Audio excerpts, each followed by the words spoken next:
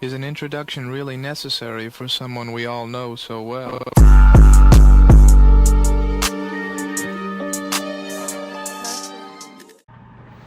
And we are live, my friend. Yeah. Yes, I see it. Beautiful. All right, guys, what's up? Good evening. What's going on? This is DJ Salman, your very own, New York's very own. Our first podcast here. I hope everybody's doing well. Happy 2025. It is what's the date today, man? Somewhere in January. January 11th. January 11th, 2025. This is an idea that I've been wanting to pursue for a while, and just working out the logistics and the ideas and the creative process. I got my brother, Mr. Max. How you doing, sir? I'm doing good, bro. Nice to see you here, man. God bless you. Thank you for coming on. I'm not gonna introduce you. I'm gonna let you introduce yourself. So please. What's up, guys? I'm Max Strong. I'm an artist from Long Island, New York. I'm an audio engineer, producer. I'm a co-writer. For quite a bit of time, I was my own artist, but over time, I found other passions that I like pursuing in music more than just being the head of things, and that's more in part due to the fact of stress. Stress really screwed the pooch when it came to trying to lead as a musician. But I've gotten into a bit of management of recently, of managing different artists and helping them avoid the bumps in the road of where I had to go, and co-writing them and helping them to avoid and reach better platforms that aren't going to take advantage in the ways that other platforms generally do. Max, I'm sorry to cut you off. So let me rewind. Great. So Max, everybody, I got to use that cheers button. Applaud. Yeah. Beautiful piece of equipment. Max, how old are you? Let me get back to this because the whole concept of the podcast is everything, everyone podcast, right? So I feel like everybody has a story and they should get to know your story. I feel like So I'm 26 now. 26. God bless, man. God bless. Next question. Well, it's my first time, guys, so bear with me. I'm still working out the this is trial and error, so I'm still working out the script of the podcast. I don't think it should be scripted, but you got to have some kind of a body to it. But tell us, Max, where is your origin from? Where were you born? So I was born in New York, not that far away. Dude, it's gonna blow my mind. I was born in Massapequa. I don't know, but Long Island regardless. Okay. Okay, so Massapequa, Long Island. All right, awesome, man. And you've been here since then? Yeah, I mean, I've lived here. This has been my return home base. Yeah, but I spent time in a lot of other cities growing up. However, home base was New York always. Okay, awesome. I did look up. So, guys, a little bit of background, on me and Max and how we met and what made me want to spend more time with him. As humans, of course, we decide who we want to spend. Interesting people, and there's always reasons why we, hang out with people. So I used to go to Planet Fitness. I was a Planet Fitness hardcore, member for 5-6 years. Shout out Planet Fitness, man. And then obviously I wanted to get into a little bit more advanced of a gym, and then I switched. But I saw him at the front desk, and there was a very fun guy there. His name is Soup. Big Soup. He's a big Soup. Yes. Soup is a rapper. Fairly tall, dark skinned guy. Pretty intimidating. But when the guy starts talking, he's funny as shit. And, he's just a very joyful guy. So he would always be, yo, what's good, my G? We would chop it up. And then I saw that these guys used to be always talking. And then, one day I eavesdropped and I found out that he's a producer. I have similar passions where I was like, I want to produce and this and that. I do mashups. I'm a DJ. So we connected on those terms. And also another thing was he was always very passionate whenever I spoke to him. When you talk to a person who's passionate about something, their eyes light up and they have a certain smile on their face when they talk about what they love. You know, I know that because that's how I am.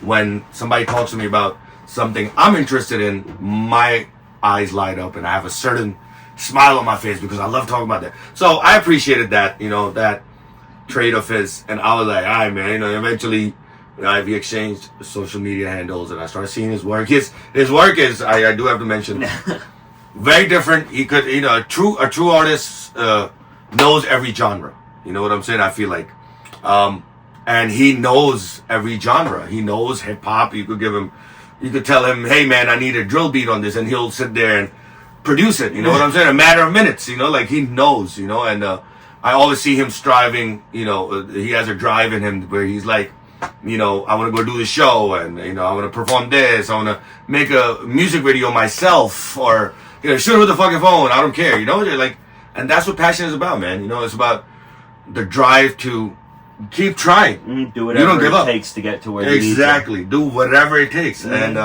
I know that from personal experience. You guys know. You guys seen me come up in the 14 years. You know, I've been a DJ. That was my drive. I've DJed for a bar with 6 people in it. Yeah. It always starts there. And it was embarrassing, but they were dancing. And you always know how passionate you are by, like, that's one of the greatest examples in music as a whole, is like, how many people are you willing to perform to? Yep. Even it, like, can you get through a show of 4 and go back and do another show?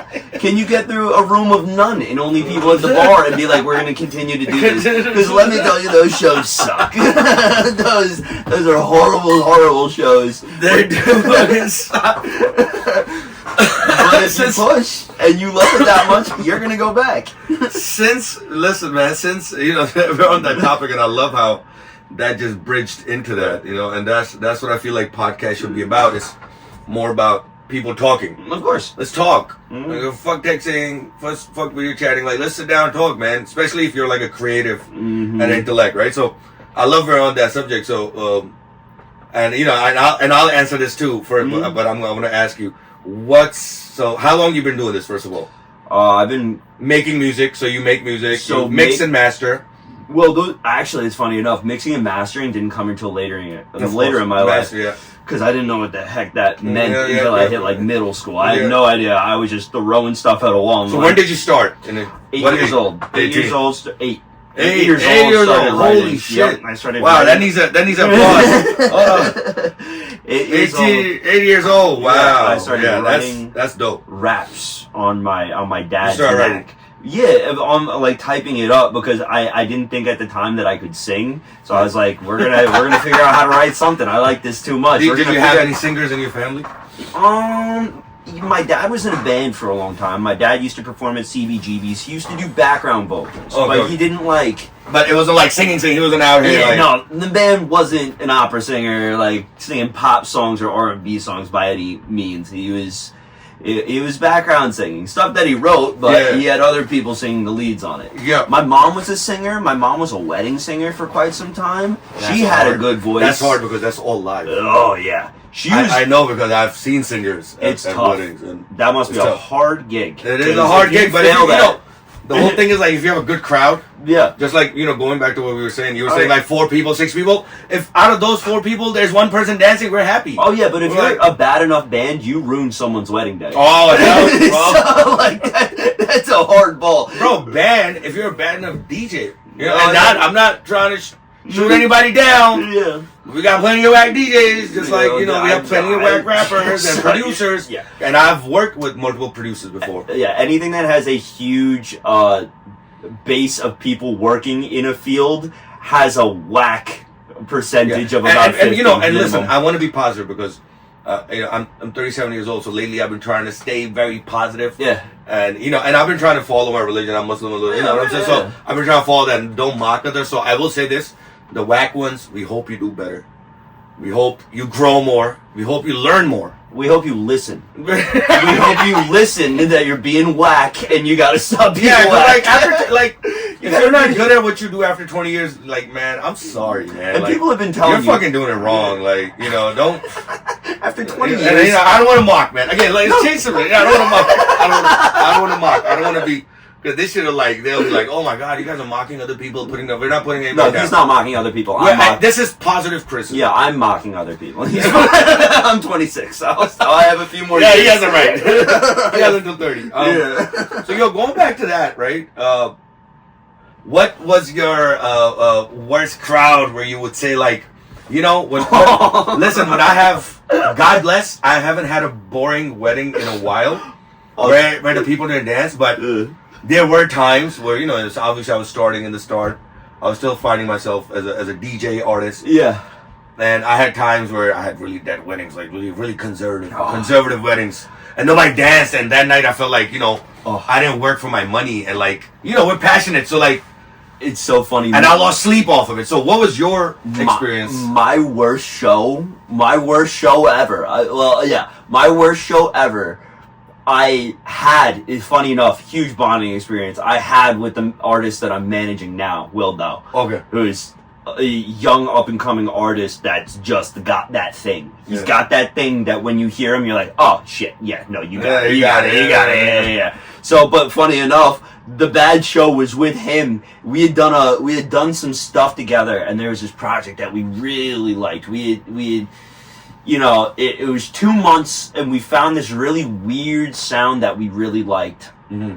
It was super euphoric and wavy, and we did an R&B type pop project. It was called Reverse. Did solid online for the niche audience that liked it. Did good. We got it was good. However, we did this show, and I remember a week before the show, I looked at Don and I was like, I want to do this project, but I really don't know how this is gonna go. But Doe being the guy he is, he was like, man, if it doesn't work, it doesn't work. Neither of us didn't know how bad it. Risk taker. Yeah, but neither of us didn't know to the percentage of how bad it was not going to work. It was a drill show. It was hard hip hop rappers. It was motherfuckers that came in time it is type shit. Yeah. And they were ripping that music, and me and Doe went up and sang this pretty boy, euphoric, sad crap. And dude, we watched people. We did it. We stuck it out. We were laughing at each other the entire time because that's beautiful. Yeah, we were just we're not doing this again. But people were leaving out the door, at the back. Who the fuck are these guys? Yeah, who the fuck are these two fucking? So there was a drill show. So a drill show, right? Yeah, you guys were doing what genre? Not drill. It was euphoric. It was euphoric, R&B, trap, pop, complete wrong audience. We knew it. It was screwed up because we knew it as soon as we walked in the place, but we had nothing else prepped. So we walked in the place, and it was kind of the last moments before, a bomb's gonna drop, and you just gotta look at it. You gotta do the thumb on the horizon. It was bad. Yeah, it was great. That sucks. Yeah, that actually, dude, we did a full set of it too. It wasn't you got a worse story than me, man. I've done bars, but performing. Oh my! I gotta tell you, ever since then, me and him have not, knock on wood, we have not failed a show since. You're we gotta prepare. We gotta find out what kind of crowd we're going to. Yeah, it was a bad idea. For the least, we gotta figure out who the fuck. Who's running it? Who's running it? Show me their music. Yep. No, man, that's great. That's a great experience. Jesus, bro. But it was just uphill from there, right? I mean, it's been pretty. You learned from it. Yeah, it's been uphill for a while. I haven't done. Thankfully, I've had a pretty good career. Every once in a while, you're gonna have a show that's not gonna be good. Sometimes it's not up to expectations. Listen, I always say that not good. You can't make everybody happy. No, and I always say that. And you should always have higher standards for yourself to a degree. You shouldn't, You got to do your due diligence. That's you doing your due diligence because you learn now, and you're like, all right, I gotta find out who the fuck I'm going to. You know what I'm saying? And you gotta, but your higher standards, I think, is a really important thing because I think a lot of people don't understand that sometimes your high standards for yourself are too high, and that can end up being negative. Or being negative. There's a difference between having high standards for yourself where it makes you better and high standards for yourself where you end up shooting yourself in the foot. You gotta have realistically high standards for yourself. Mm-hmm. Understand where that ceiling is. Because if you're shooting for the attic, dude, you're gonna hurt your calves. Yeah. You're right. You're right. I also believe in short words that if your standards are higher to the point where it sounds like ego. Yeah. You know what I'm saying? Like you're overcharging, Yeah. You know what I'm saying? That's too much. So know your value, but like also try to be humble at the same time. Yeah, no, I agree with that. Don't screw your people because you think that you're the best. Yes. That's how you ruin You're your best business. at your craft, but you're not better, I would say. Yeah. Don't ever think you're better. Uh-huh. And that's have respect for your craft. that's a deep Not a God feeling to complex. practice too, man. Now that okay, that's great, man. So like I said, your story passed mine, bro. I've had some embarrassing. I've DJ'd and I've gotten into 2 fights before, but they were like it was their fault. So Yeah. I was like, nah, man. You know what I'm saying? Touchy, you can't be getting touchy with me. Whatever. Long story short, I don't want to talk too much about the negative shit. I want to, the whole podcast is about you. So we want to know about you. So I did curate some questions. Okay. That I do want to ask you. So you said you started when you were 8, right? Yeah. I don't know if you probably remember. You were 8. But what was that inspired you to get it? Well, you said your father, right? Your father did some background work. Did that inspire you to do what you do now? I can give you 2 different things that inspired me. Tell me, please. Well, okay, there's 3 different bands that inspired me that if you were to listen to them back to back. Yeah, it inspired me. There's 3 different bands that inspired me that if you were listening to them back to back, you go like, oh yeah, no, that's everything that he's made going forward. Yeah. When I was in middle school, I heard Recovery by Eminem. Okay. But before that, everybody thinks because like I sound fairly nasally and white that like I had to like Eminem was where I started rap and is my favorite rapper of all time. It's like actually wrong on both accounts. I think Eminem's dope. However, my first hip hop project that made me want to start hip hop was Hollywood Undead Swan Songs. Okay. Yeah. Okay. And my favorite rapper of all time is Andre 3000. Nice. Okay. So that was those artists when you listen to them. Yes. That was your inspiration. However, back in the day, so the first time I wrote hip hop, it was because I heard Swan Songs and I loved Johnny 3 Tears on Swan Songs, and I was like, I want to write like that. And then Recovery came around, and I started to write, Eminem type stuff, like lyrically. But when I was a kid, me and my dad were in the kitchen, and he was listening to music, and he wanted to show me his music, as fathers do. They want to show you what music they're into. And he put on Nirvana, and he put on Smells Like Teen Spirit. And I remember my dad. I don't know about the Swan gang you're talking about, but I know about Nirvana, and I know about 300,000. Oh my gosh, yeah. My older brother put me on the Nirvana. So that's a classic. The greatest. That entire thing. Remember the video? Was the video like a weird video? Like it was in an auditorium. It was an auditorium. Which video was it?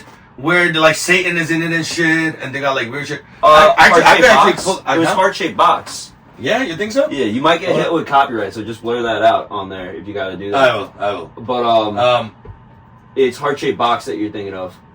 Bro, I remember Nirvana had like. It's the one near the tree. Smells. Yeah. I can smell your taint. See, it smells like Teen Spirit's in an auditorium. If you go down. But you know the video I'm talking about, right? Yeah, go down.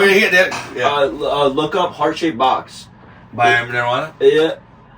It's, that has, I think, the coolest verse of all time that's ever been written. And that one. That's the video. Yeah, it wasn't this video. Yeah, They had one where like it was like snowing inside too. There's a tree, everybody dancing around it. Yep. It's this one. It's literally this video. This video is absolutely insane. It is a euphoric nightmare. Jesus Christ. Yeah. I'm not gonna play it because we don't want to get copyrighted. Yeah. You know what I'm saying? So. But that's the one, and that also has the greatest verse ever written of all time. Yeah. But my dad showed me Smells Like Teen Spirit, and I remember, like, he's shown me everything. My first concert was Bowie, my second concert was The Who. Like, I was raised in a rock household. Emerson, Lake and Palmer was always playing. Yeah. Like, all that stuff was always going on. The Beatles, my dad wasn't super into, but he introduced me to the Beatles. He liked Sgt. Pepper. He liked the drug Beatles are like music. more rock hip hop. Yeah, they were more like rocky. Rocky hip hop. You know what I'm saying? Well, Beatles didn't have any hip hop. No, but like the beat pattern. Oh yeah. It was funky. It was very funky oriented. You know what I'm saying? That's Ringo was super funky with how he did it. You know. Yeah, Nirvana. When I heard "Smells Like Teen Spirit," I remember looking at my dad and being like, "What the hell was that? What was that? Where was that?" I got put onto Metallica, and growing up, Mm-hmm. I got put onto Metallica and stuff. But I wasn't born here, so I'm an immigrant, right? Metallica's dope. Yeah, Metallica's fire. Mm-hmm. But when I landed here, 2001. Before that, it was all about like Backstreet Boys and shit, Bryan Adams. Oh yeah. Then NSYNC and shit. The boy band. That's what was playing. That's what plays overseas. You know what I'm saying? But I listened to the first album was Hard Knock Life by Jay-Z. That brought it. I landed in Brooklyn, so. Brooklyn. That's when CD players just came in and cassette players just came in. So. I bought it and I had a little Walkman, jog proof. When he starts with that, girl. Fucking landed here and the first song I listened to, girls. Fuck. So, yeah, man, awesome. No, so that's great. So, let's move on to the next question. That's your inspiration. So that's beautiful, man. Eminem, Nirvana. That's beautiful, bro. So the next question would be, what has been the most rewarding moment in your journey so far? You've been in this journey since you were 8, right? Yeah. So what's the most rewarding where you were aesthetic and you felt like, well, as artists, and I'm sorry to go off track, but as artists, I don't believe we'll ever think that we're successful at what we do because we always strive for more. But what did you think where you were like, man, that was lovely. I loved every moment of that experience or that night or that day? I don't know. It's tough because like I have things that I think were like really cool. Like I have like moments where I'm like, I was really like or even moment. Right? Yeah, It doesn't have to be a day or night or it could be a moment too. I mean, like doing that made you really happy about what you do. I mean, producing at Sony Studios was dope in New York City. That was like a really you walked cool in the day. studio and the studio was fucking nice. You're like, damn. You're like, look at that compressor. And we were working on a song for a guy that was getting signed to Columbia at the time. Holy shit! It was really cool, and my manager brought me in, Frank, who's an awesome guy. That's fire. And we sat down and we met with Nate Feller, who had mastered and mixed a lot of the last Jonas Brothers band project, and had like a few really big things that I got to work with him. And that was a cool day. I mean, like offshoot cool days, or like when I was really going into like event planning and stuff. We got to go to a street heat shoot, video shoot thing, and I got to hang out with Corey Guns. Oh, that's dope. And I saw Millies again. Who's a really cool, humble dude. I got to see the guy that does. I remember Corey Guns, but he came out with his mixtapes and shit. Oh yeah, and he was dope because funny enough, we were both sloshed, but we had. I used to listen to him in high school. Yeah, Corey Guns. Like that's when the whole mixtape era came out. He Like was nasty. Lil Wayne came out with the Drop 4, Drop. We had LimeWire. Remember LimeWire? Yeah. We had BitTorrent. And funny enough, his inspiration was Nirvana. So we got sloshed and talked about Nirvana for like 30 minutes on this set. It was awesome. Smoked a blunt with him. Yeah, it was dope. It was good. That's fire. I don't know, like you have like little moments. Like, yes. Like, I mean, that's what we strive off of. Yeah, the little moments are the stuff that has you like keep going, Yeah. It's like maybe somebody messaged you and said, I'll give you an example. The example would be like somebody messaged you and said, yo man, that fucking song, that shit's fire. Yeah, that's cool. Those are moments. Those are my moments too. I always appreciate those, but I think I always have that little self-esteem problem in the back of my head where I'm like, why? Or like I think that it's an alternative like intention. Yeah. Like I have those types of problems where those type of interactions are bittersweet because they're great until your brain kicks in. It's really great at first, the first read, like, yo, that was awesome. But then your brain goes, why are you reaching out to me? What do you want? What do you want from me? What are you asking for? What's going on here? Or like, it goes into like, why do they like this? That's suspicious that they like this. Because you to a certain degree, I know people have it with alcohol, but like, especially with musicians that have, that drink a lot of alcohol, where they have that almost like that ability to not believe that they're the ones like pulling the strings on their own career. Yeah. Like they don't feel like they are themselves. Like there's a little bit of like, I don't know, like there's a detachment between like, am I really the artist that I say I am? Am I really? And I kind of have that. That's like a known fact in creatives and musicians. Mm-hmm. We are our biggest critic. Mm-hmm. That's somebody, I don't know who said it, but I remember quotes very well, and they said that we are our biggest critic. So, even sometimes when I'm emceeing a wedding, I'll think like, yo, wait, what am I about to say on the mic? Is that going to be too much? Mm-hmm. But you have to do something risky sometimes, a little bit, try it out. Yeah. I guess again, I don't mean to be like, oh, I'm older than you, but I am older than you, 11 years. So I always say it comes with time. Yeah. You know what I'm saying? It's trial and error. Everything is trial. Like this podcast is trial and error. We're trying it out. We're seeing how the vibe is. You're gonna see how the response is.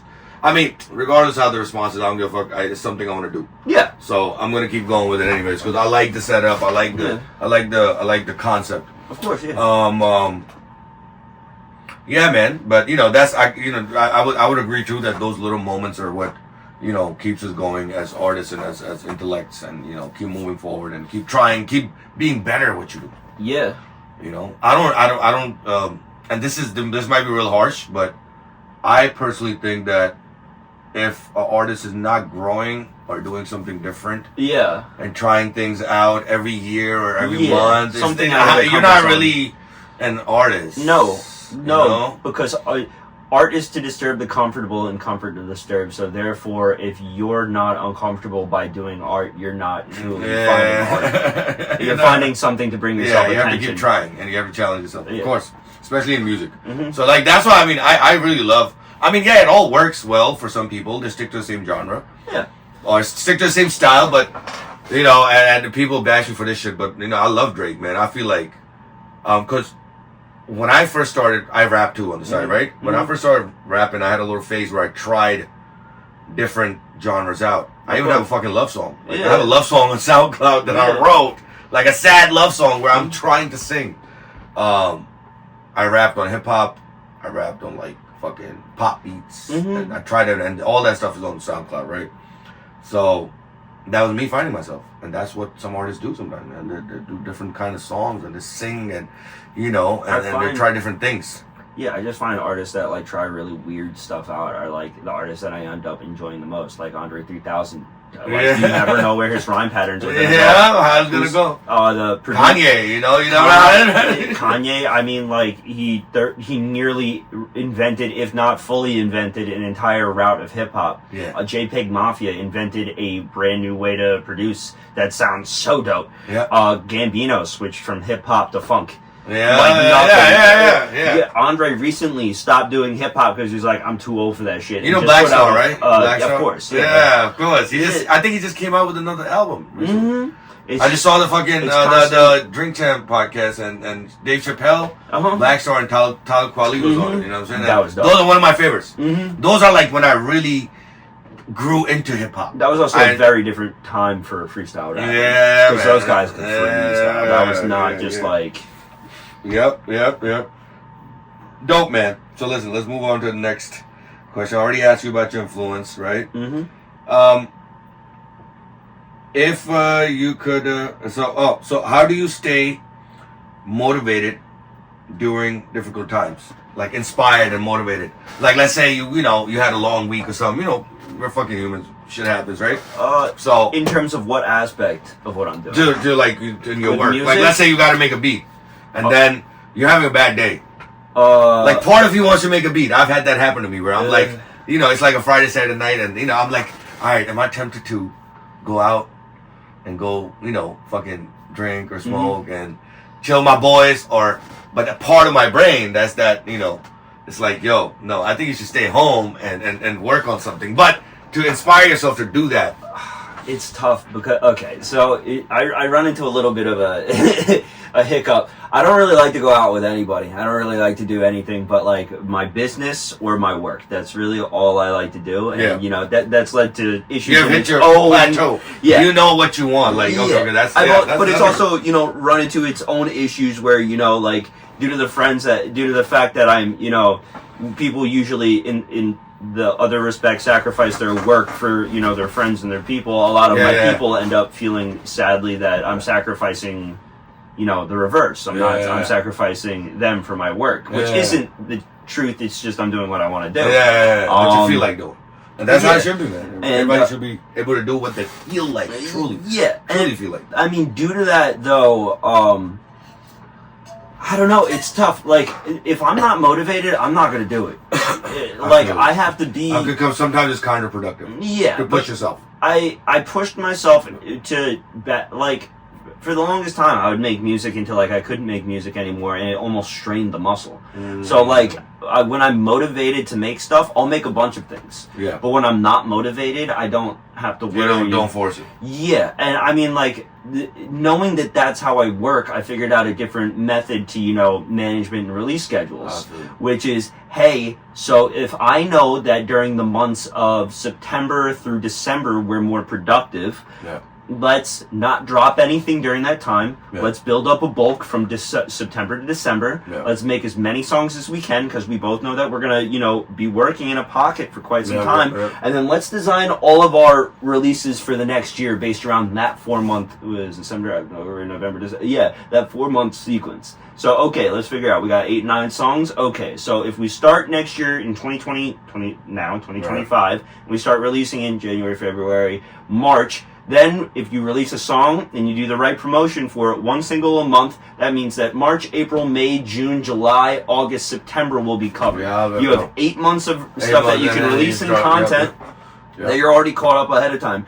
So I know that there's going to be parts of the year where I'm not as motivated or I'm sidetracked by other things. And I know that, you know, obviously during the other 8 months, I'll come up with music, but I know that sometimes I struggle. So due to that, I set up my release cycle built around how I know my motivation works. Sometimes you have to work backwards to get to the root of the issue. You know, is that how many projects you have lined up for this year?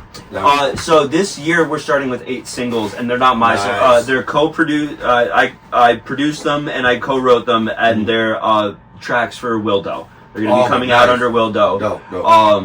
So we're Wildo is one of your artists and managers. Yes.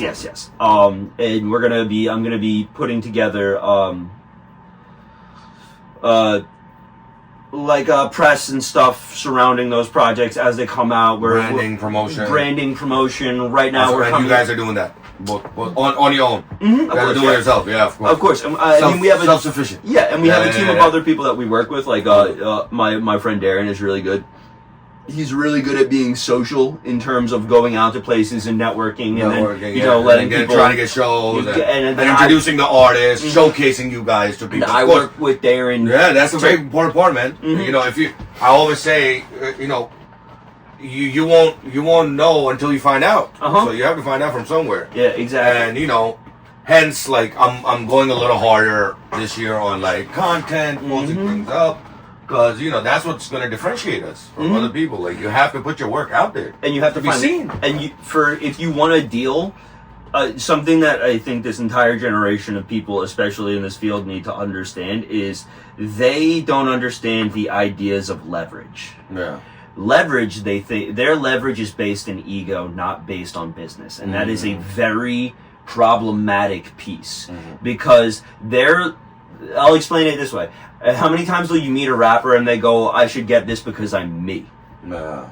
That doesn't work. Congrats. You've made no money on anything. That's not how that works. There's a lot of rappers out there. There's a lot, exactly. Especially in the form of drill. It's really hard rhythmically to find another flow over drill patterns. Yeah. So, like, you're one of 20. Unless you have that spark. You know, I'm also old, but I'm sorry to cut you off. I'm also old, but I feel like the whole drill scene, since we're on that, this is not gonna last too long. It couldn't feasibly. Because it's too many people that sound like each other. Yeah, and even the beat pattern is not, you know, like you have to understand at the end of the day, it's very... Yeah. it doesn't hold up. There's also not a lot of character to it. Where like a lot of people back in the day, auto-tune her character. Like back in the day, you would have different instruments playing on the same fucking song, you know? Yeah, and also back in the day, you know, what made a rapper was their persona, their voice, their flow, and their rhymes. Where today, it is your style. That's the problem. Your voice sounds the same because all of your voices are auto-tuned. Yeah. So the only difference we hear is whether you're a male or a female, sometimes. 2, their persona. I got a lot to say about that, but I'm gonna practice silence on that. That's for another time. But we might do a part 2 with part 2. You know what I'm saying? But personas, all their personas are the same. They're all dripped out in the same gear. A lot of them are dressed the same way. You know, 3, they all have the same ideas. Their flow patterns are the same, so their rhyme schematics are the same, and they're not very in-depth subject material. So we, at service level, don't really know who they are. So I love R&B. That's my, that's my go-to fucking, you know. Yeah. And I don't know if you've heard this new artist, Young Blue. I think he's like signed by Lil Boozy. You remember Boozy? Yeah. Boozy Bad. Yeah. Well, wipe me down. Wipe me down. Yeah. Okay. He's signed by him, Young Blue, and he does. His beats are great. His melodies are great. It is all auto-tune, you could tell, but it still sounds good. You know what I'm saying? We've hit a really weird point in hip hop as a whole.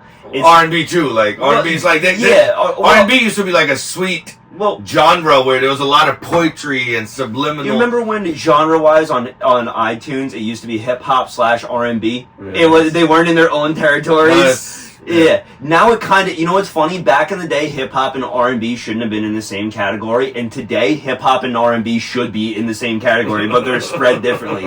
And the funny thing is, like, we've entered this really weird time in music where producers are, and I'm not saying this because I'm a producer. Like, I was an artist. Like, I was on the other side of this too. We've entered, even from an artist perspective, a time in hip hop and R&B where the producers are do more work than the artists do, and the producers don't get paid as much as the artist, and or are also not as well known as the artist. But let's be honest, when you listen to a song, 9 times out of 10, how much do you remember the beat compared to what they said? I don't remember what the fuck this is. Sometimes I don't even understand what the fuck this is. I'm sorry. Yeah, it sounds good. Sorry, Young Guns. Young Guns, I'm sorry, but we don't be understanding what the fuck you have.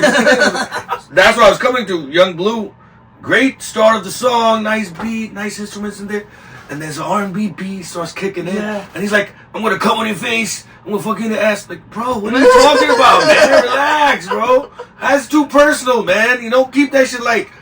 You could compare it to something, man. Like you know, I don't know, man. I want to rattle your waves or something. You know, like say it poetically. Yeah, man. You don't gotta be brash. Where's the poetry, man? Yeah. Even hip hop used to be poetry back in the day, and now it's just like, bro. That's funny you said about the producer thing. The producers make the artist sound good because when the whole fucking the Savage 21 flow, I love him now. Yeah, I love his last album. But when he first came out, remember they started this little trend. There was a little phase where they were offbeat rapping. Oh, I hate that. I think they're still doing that a little bit, but it's not that popping. You know what's really? They did a little offbeat rapping, and that shit was so cringe. You know what made me angry about that is that was like they played telephone with Redman, and that made me angry because Wu-Tang Clan is like the dopest, and Redman did do a thing. Even Ice Cube sometimes did a thing where they kind of like went off beat a little bit, but that was the whole song wasn't off beat. Yeah, but you know, it made sense. It made sense because of who they are, how they rapped, and all that. But when Blueface came out and started rapping offbeat, he sounded like fucking Courage the Cowardly Dog, bro. Like, it was ridiculous. Well, I hope he's alright, man. You know, again, I want to send every time he says something negative, I want to cover up for that. He's more known for his assault cases now than anything else. Bust Down Tatiana. That was that Sweet 16 song, bro. I was playing that shit for a while. When that intro came in, I would loop that shit in with like an Indian song. Like, oh. It's funny that... That's funny. That just gave me an idea. Thank you for that. No problem. I might do Tatiana with like a fucking... The funniest thing about it is Tatiana, that chorus is the only part on beat, and that's the only part people remember. You sound white. Bust Down Tatiana. Tatiana. Yeah. Tatiana. Tatiana. I might make a mashup with that, bro. Yeah, I haven't heard that song in a while, man. Bust down, Daddy Ann. Mixed Daddy Ann. that with like a country song. Oh, you Imagine it with a country Shabuzi? song. Didn't that guy come out with like a country rap song? Yeah, Shabuzi. He did the Tipsy song, right? Yeah. It's called Shabuzi? No. The artist name is Shabuzi. Yeah, Okay. And he did. You know that's the song Tipsy, right? By Jay Quan. Yeah. 1, 2, 3, 4. Oh, I don't know Everybody if get he drunk did that. on the dance floor. You know the original version? I know the original. Yeah, Tipsy, Jay Quan. Everybody get tipsy. No, everybody in the club get tipsy. Yeah. Everybody in the club get That tipsy. was when that was. That's high school, bro. That's I high remember school that. I remember Ante Up. You remember Ante Up? MOP, man. Come on, man. Get him. Yeah. That's funny. I want an MOP shirt now. What? I said I want an MOP shirt now. Yeah. I just ordered one that says G Unit, D Block, That's so. and Dipset. Bro, This isn't that's real. where I hung out with Corey Guns at the OG D Block studio in New York City. Shit, that's dope. So it was Harlem. Yeah. Oh, It was nice, dope. bro. That's No, Yonkers. Yonkers. Okay, Yonkers. Yeah, because all the other hard niggas, they come up from Yonkers. What was the line? The D Block. Yeah. That's dope, man. Okay, next question. No, how about this? I think we had a great conversation, and we're on 40 minutes. Word. You know, I do want to cut this shit up, and then Of you know, course. my boy Max is gonna help me out. You know, put this shit together, make sure all the volumes are good. You know, he is the mix master, the producer.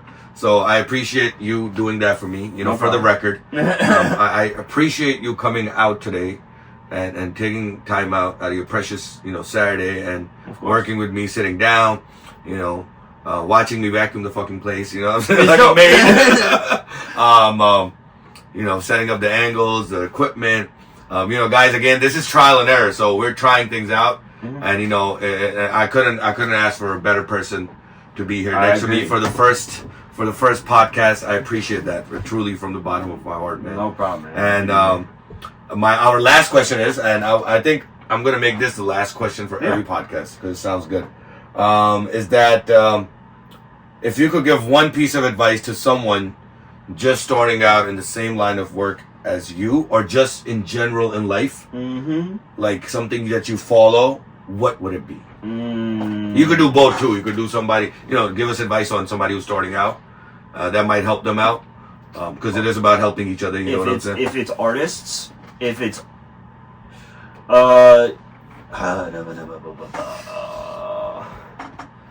one piece of advice. it It could be anything. It could be like, Under- make sure you buy a good DAW system. And not get one from Amazon for $40. I mean, yeah, It works. It works.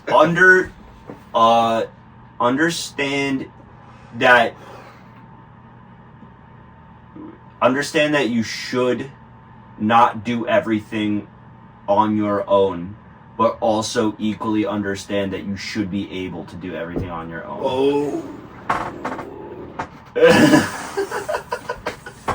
I like that. I fucking like that.